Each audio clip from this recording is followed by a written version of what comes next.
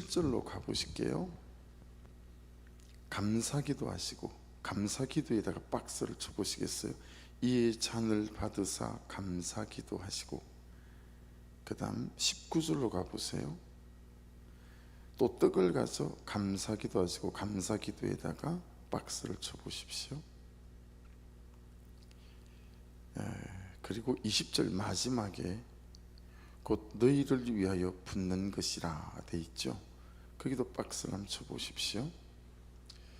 그래 놓고 나면 본문에서 말씀하시고자 하는 말씀이 어떤 것인지 좀 더 도드라져서 잘 보이게 될 것 같아요.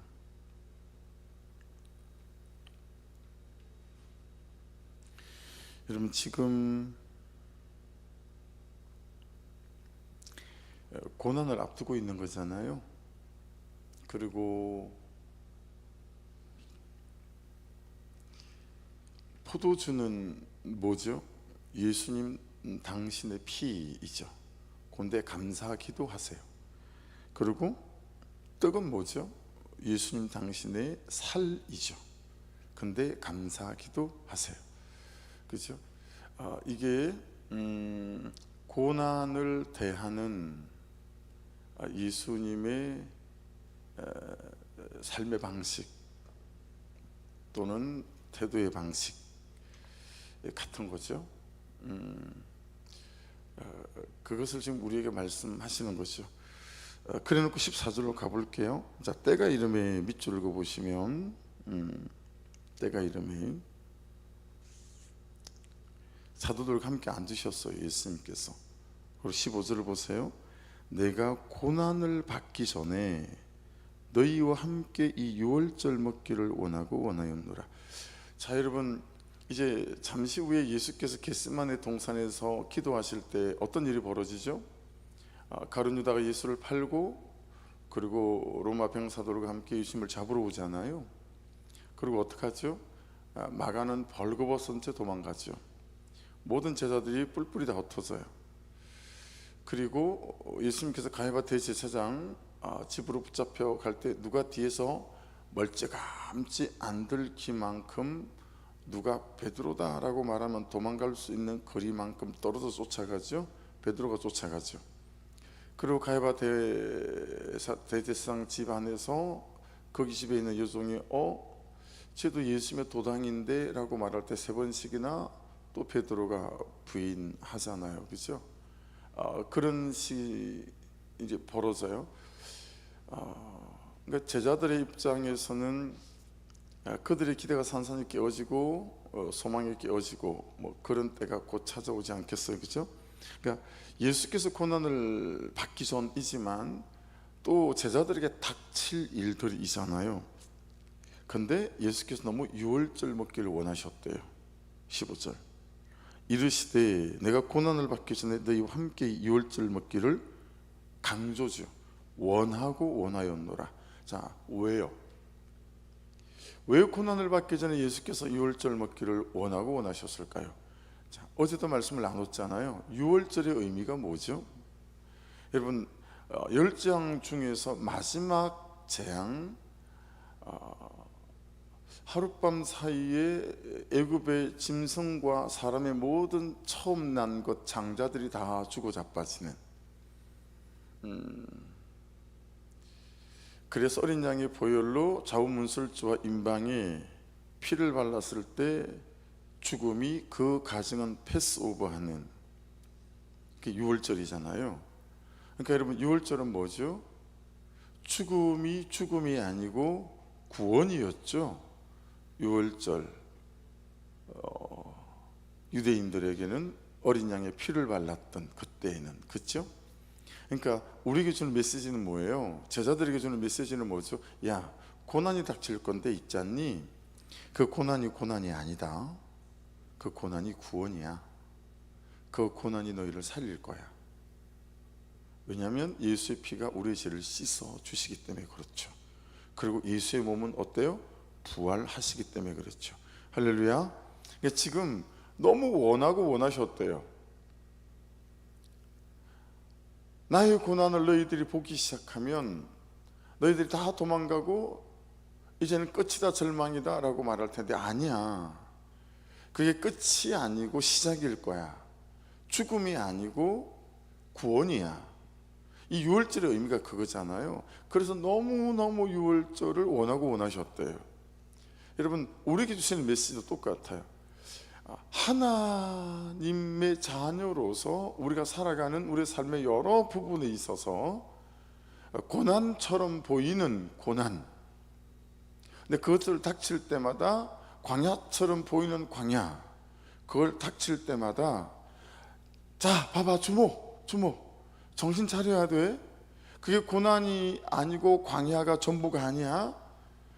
그 속엔 구원이 있을 거고, 그 속에는 니들이 배워야 될 정말 놀라운 하나님이 주시는 지혜와 교훈이 있을 거고, 그때를 지나가며 너희들이 진짜 하나님 안에서 사는 게 어떤 것인지를 배워가게 될 거야. 이런 메시지가 여기 지금 있는 거죠. 그렇죠? 여러분, 이거 잘 생각해야 되는 거죠. 잘 생각해야 되는 거죠. 그래서 오늘 말씀의 때가 이름으로 시작을 합니다. 그러니까 여러분, 이건 크로노스가 아니죠. 시간은 세 가지라고 몇 번 말씀드리잖아요. 크로노스는 흘러가는 시간이에요. 근데 그 흘러가는 시간 속에 하나님이 툭 내 인생에 뛰어들어오시고 개입하시면 그때부터는 이 크로노스가 뭐가 되죠? 카이로스가 돼요. 카이로스가 됩니다. 그래서 고난 한복판, 광야 한복판, 그러면 해보셨어요? 모내기 하면, 반일 가면 어떻게 복장을 하고 나가는지 아세요? 교회에 서 있어 보면 아세요. 저 우리 유리 그 집에 서 있어 보시면 이 밭에 나오는 팜스프링에 사는 이분들은 농부의 모습으로 나오세요. 장화를 신고, 그리고 옷을 아주 단도리를 해요. 다 이걸 끼고요. 그리고 얼굴 타지 않도록 다 이거 하고, 창에 긴 모자, 여자고 남자고 다 그래요. 다 쓰시고, 그리고 아침에 나오면서는 점심 때 먹을 밥인지 다 배낭 하나 메시고 장갑 끼시고, 아주 무슨 전쟁터에 나가는 군사 마냥 그렇게 완벽한 태세를 갖추어서 오세요. 여러분, 내가 지금 광야 한복판 속에 있고 고난 한복판 속에 있을 때는 하나님이 그런 차비로 내 인생에 뛰어든 시간이에요. 특별히 작정해서 내가 너를 만지겠다. 그런데 그게 죽이자고 만지는 시간입니까? 아니에요. 살리자고 만지는 시간이죠. 하나님께서 내 안에서 하나님의 일을 행하시는 때인 거죠. 그런데 그때 말씀을 따라 반응하는가, 아니면 시대 정신과 사람의 가치관으로 반응하는가에 따라 여러분, 우리는 풀물보 속에서 불순물이 빠져나간 정금이 되기도 하고, 오히려 더 나쁜 불순물들이 보태어져서 쉽지 않은, 이걸로 안 되니 더 큰 고난이 보태어져야 불순물이 빠져나가는 이런 때인 것이죠. 하나님이 정말 작정을 하고 채비를 다 갖추고 내 인생에 툭 뛰어 들어온 때가 이름에 인 거죠. 근데 야, 그게 고난이 아니고 구원이다 라고 지금 말씀하는 거예요. 유월절을 빗대어서. 그렇죠? 그래서 여러분, 하나님의 때는 오늘 본문의 말씀처럼 십자가를 져야 하는 때, 예수님 입장에서 보면 내 살과 피를 내줘야 할 때가 많죠. 그렇죠? 그래서 중요한 것이 계속 누가복음에서 강조되잖아요. 나를 하나님의 은혜 가운데, 또 하나님이 나를 주장할 수 있을 만큼의 은혜는 내가 항상 가지고 있어야 된다 라고 하는 거죠. 그래서 여러분, 우리가 기도에 대한 오해가 있어요. 어떤 것이 안 될 때, 어떤 것이 필요할 때, 어디가 아플 때 하는 게 기도 맞죠.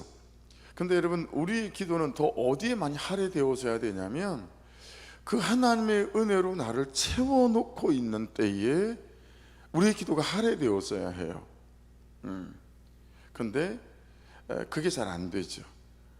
어제 아침 표현으로 말하면 육체를 살게 만드는 심장이 있고, 하나님과의 나의 관계를 살게 만드는 심장이 있는데, 이 심장이 펄떡 뛰는 것에 너무 관심이 없는 거예요. 그리고 그냥 어떤 필요를 위해서만 기도하는 거죠. 그거 말고 항상 하나님의 은혜로 나를 채우는 기도, 그것을 통해서 남편이 요구하고 아내가 요구하고 자녀들이 요구할 때 충분한 준비가 되어져 있어서 내가 내 살을 내주고 내 몸을, 내 피를 내주고 그렇게 말씀을 따라 기쁨의 행복을 할 수 있을 만한 사람으로 세워져 있게 만드는 것이 그분의 관계 안에서 그분이 부어주시는 은혜이다 라고 하는 거죠. 그래야 정직해야 될 때 정직할 수 있고, 그래야 거룩할 수 있을 때 거룩할 수 있는 거죠.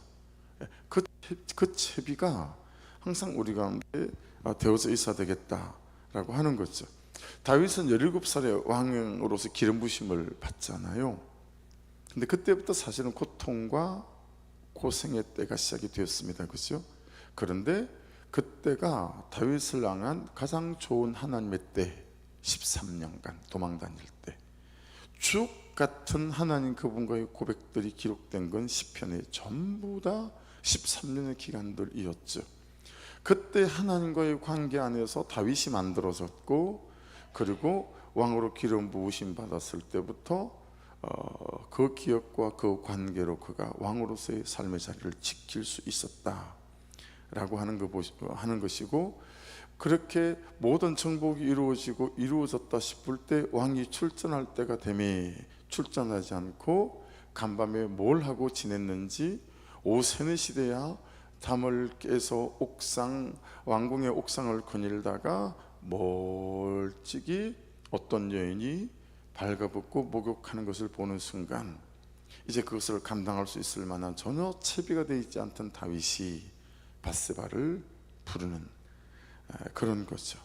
여러분, 요셉은요 아버지 야곱조차 인정할 수밖에 없을 만큼의 하나님의 특별히 작정한 사람이구나, 이런 인상을 지울 수 없을 만치 희한한 꿈과 환상들을 꾸는 거예요.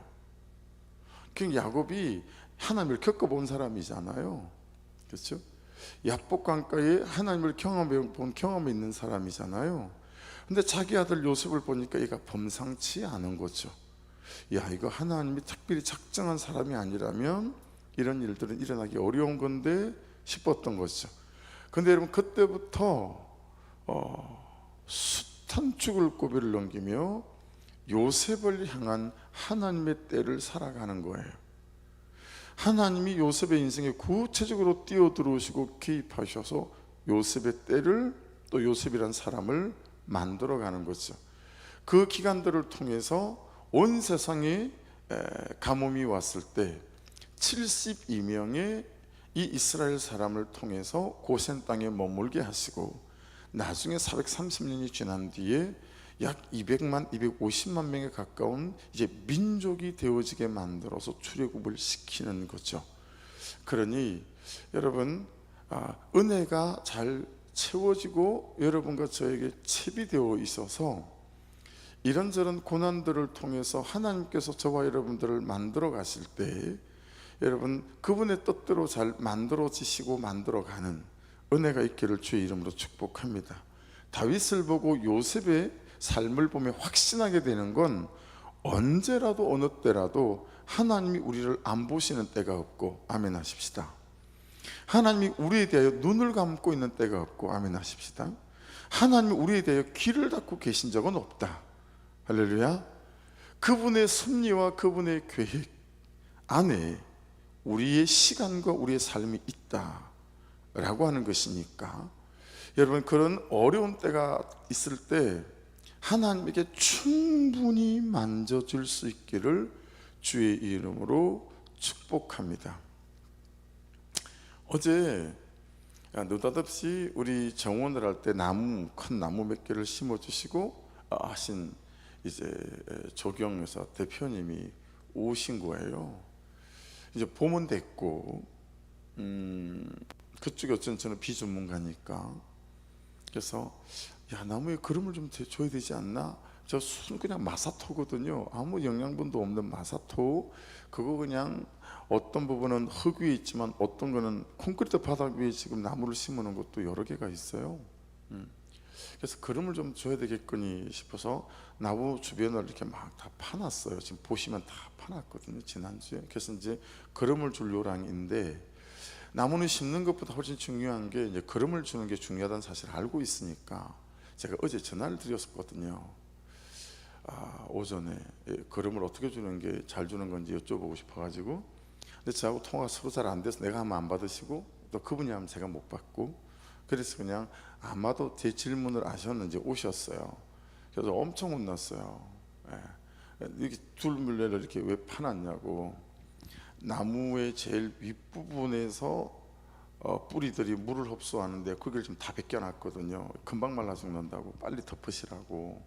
그리고 나무에서부터 한 30cm, 40cm 저 떨어져서 그냥 뿌리하고 관계없겠다 싶은 그쪽을 파서 걸음을 줘도 주는 거지, 이러는 거 아니라고. 올 봄에는 걸음 주면 안 된다고, 가을쯤에 1년쯤 지난 다음에 뭐 걸음을 주는 거라고. 그래서 나이가 좀 있으신 분이라 엄청 또 어제 나무 다 죽이게 생겼다고 막 엄청 혼났죠. 여러분이라고 하는 인생의 나무나 저라고 하는 인생의 나무는 우리가 잘 모르잖아요. 그렇죠? 그래서 내가 내 인생에 걸음을 주고 싶은 거죠. 그래서 나를 잘 키우고 싶은 거예요. 근데 그 방법과 그 때를 우리가 잘 모르잖아요. 그리고 내 인생에 이런 고난의 때는 안 왔으면 싶은 거잖아요. 하지만 여러분, 하나님 그분께서 우리 가운데 이 고난은, 나에게는 고난이나 그분께서는 개입하셔서 나를 만들어 가시는 과정임을 믿고, 여러분, 죽음이 아니라 구원의 때를 만들어 가실 줄로 믿고 믿음으로 말씀대로 말씀을 따라 기쁜 항복으로 잘 나아갈 수 있기를 주의 이름으로 축복합니다. 초등학교 다닐 때 미술 시간에 찰흙으로 뭐 만들어 보셨잖아요. 여러분, 그 1시간 동안 얼기설기 철사로 뼈대를 만들고 학교 앞에 문방구에서 사온 찰흙으로 막 붙이고, 그래서 뭐 호랑이를 만들었다는데 고양이 같지도 않은 희한한 조악한 그런 걸 만들어 가지고, 여러분 그 이제 창문, 그게 또 햇빛에 안 되고 응달에다 처음에는 말려야 되잖아요. 근데 뭐 이렇게 교실에서 제대로 놀 데가 없으니까 창문에 놓기도 하고 그 선반에 대리석으로 막 되는데 막 하잖아요. 그리고 한 2, 3일 지나면 이제 그게 마르면 어디로 가죠? 다 쓰레기통으로 가요, 그죠? 너무 예뻐가지고 그걸 뭐 전시를 하거나 집에 뭐 가보로 남기거나 그런 거 없잖아요. 다 쓰레기통으로 다 들어가고 말아요. 그러니까 내가 만든 내 인생이 마치 미술 시간에 내가 만든 찰흙 작품 같지 않은가 라고 하는 거죠. 근데 작품과 명품은 그것을 만든 사람부터가 다르잖아요. 여러분, 제발 하나님께서 나라는 인생을 만들 수 있도록 하나님 그분께 나를 내어 맡기는 거, 이거 별거 없어요. 그냥 매일 그분 앞에, 말씀 앞에 서면 돼요. 깨닫는 만큼은 하면 돼요. 대단한 삶 그러지 않아도, 여기 말씀처럼 막 살을 내주고 피를 내주고 그러지 않아도 돼요.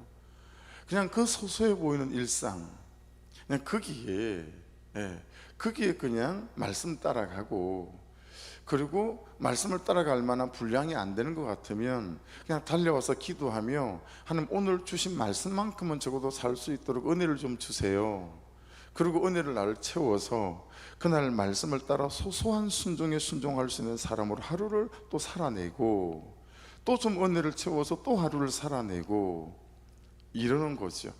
근데 이 시대 그리스도인들이 주일 하루 예배로 여러분 일주일의 삶을 다 퍼내고 있으니, 여러분 이거 정말 놀랍고 대단한 거예요. 그럼에도 불구하고 일주일에 한 번씩 꼭 예배할 수 있다, 예배하는 사람이라고 하는 건 정말 기적 같은 일이라고 보고, 그게 진짜 은혜가 아닐까라고 하는 거죠.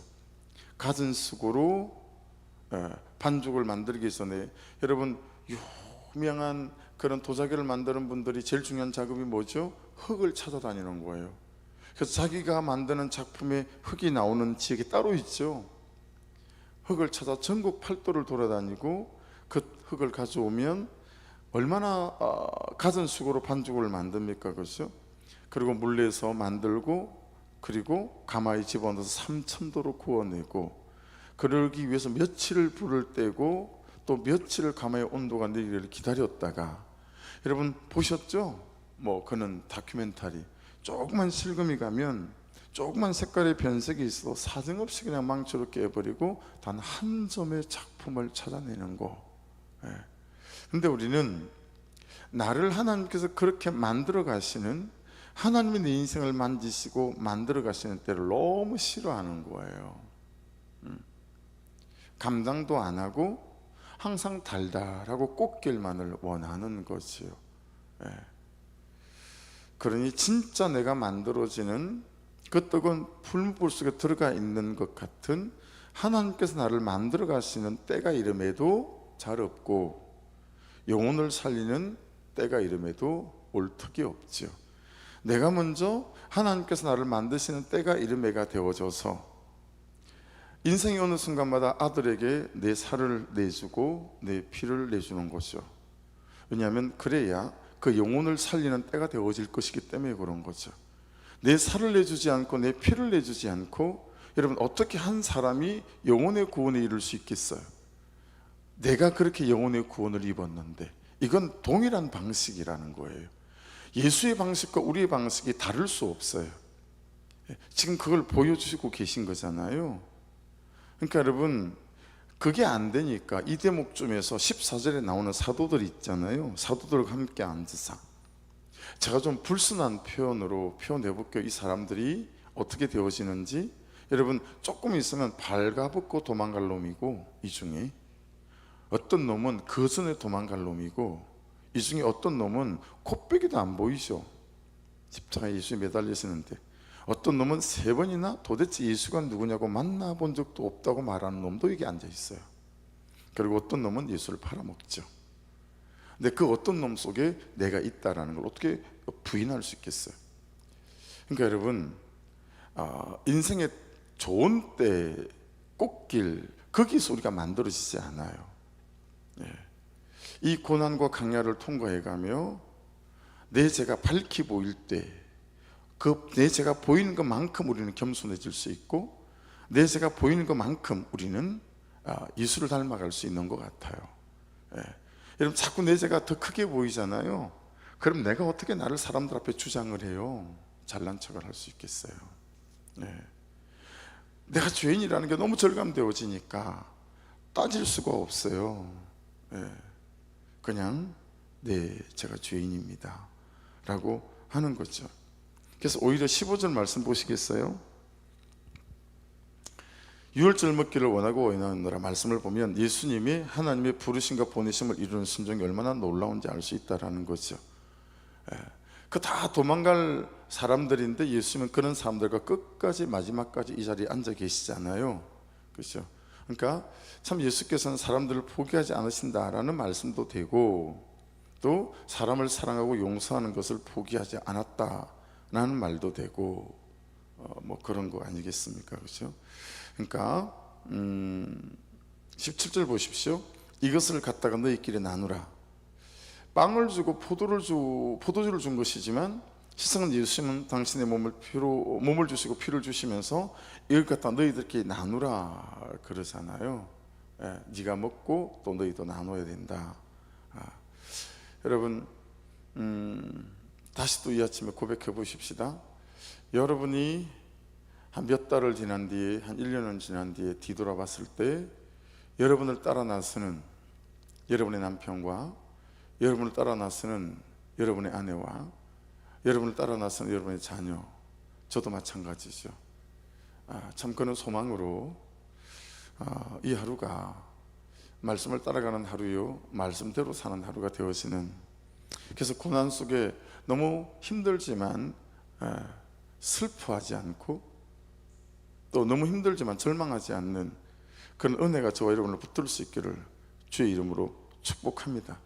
그래서 여러분, 살을 내주시는 것은 그리스도 연합을 말하는 거고요, 피를 내주시는 것은 죽음과 부활에 참여하는 것을 말하는 거예요. 그렇게 그리스도 연합하시고 또 예수의 죽음과 부활에 참여해서 여러분, 십자가에 매달려 죽는 일이 우리에게는, 여러분, 왜 예수께서 그렇게 하신 거죠? 우리의 죄 때문 아니겠습니까? 그렇죠? 그러니까 참 살아가는 방식이나 사람을 대하는 방식, 누군가의 죄를 대하는 방식이 이래야 된다라고 하는 거죠. 근데 우리가 먹고 마시는 건 대부분 뭐예요? 상처, 분노, 원망, 미움. 우리 맨날 이걸 반찬처럼 먹고 마시는 것 같아요. 우리의 밥상에 맨날 이게 있어요. 누구를 향한 상처, 엄청 상처받았어요. 그 사람에게 뭐 이런 거 엄청 미움받았어요. 그게 이 안에 이렇게 자리하고 있는 거죠. 그리고 때가 되면 그게 불이 붙기도 하고, 그래서 막 쏟아내기도 하고. 여러분, 예수의 피와 살을 먹고 마셔야 하지, 우리의 상처와 원망과 미움을 먹고 마시며 여러분과 저를 키우지 않기를, 그것이 여러분에게 저와 근육이 되지 않기를 주의 이름으로 축복합니다. 21절 보세요. 그러나 보라, 나를 파는 자의 손이 나와 함께 상위에 있도다. 나의 유익을 위하여 예수님을 팔려는 유다가 네 모습 아닐까? 라고 저에게 묻는 거죠. 그렇죠? 내 유익을 위하여 예수님을 팔려는 유다.